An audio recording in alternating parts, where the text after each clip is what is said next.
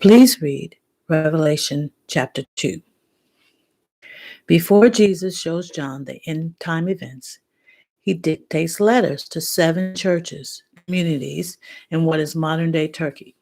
Now, obviously, these were not all the communities of believers that existed at the time, but perhaps Jesus chose these 7 as a representation of the church body as a whole, with each one having a unique set of issues.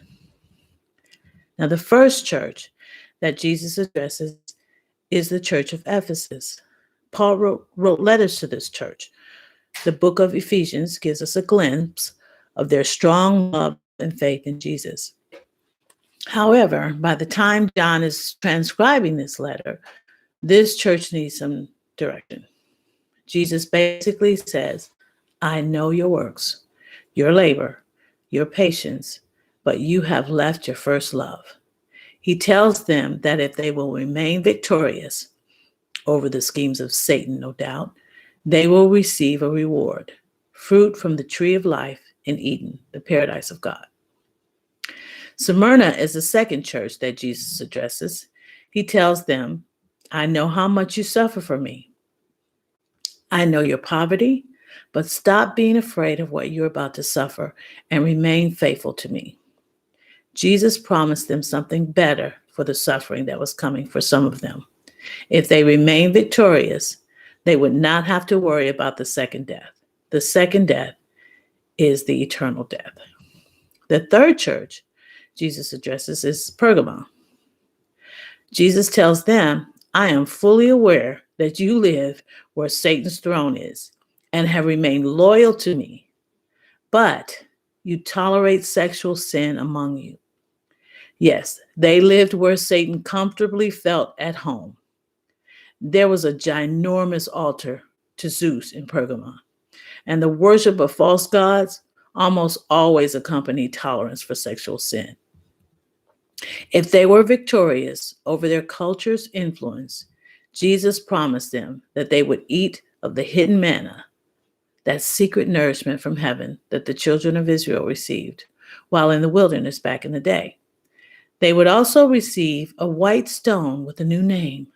More about that later. For Thyatira, Jesus said, I know your good deeds and kindness to the poor.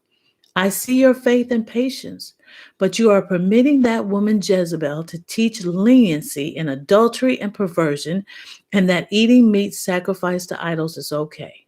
Again, the most damaging sin that Satan uses against people is sexual sin and perversion. He wants to corrupt the purpose for sex that God intended, for a man and a woman to produce godly offspring in love.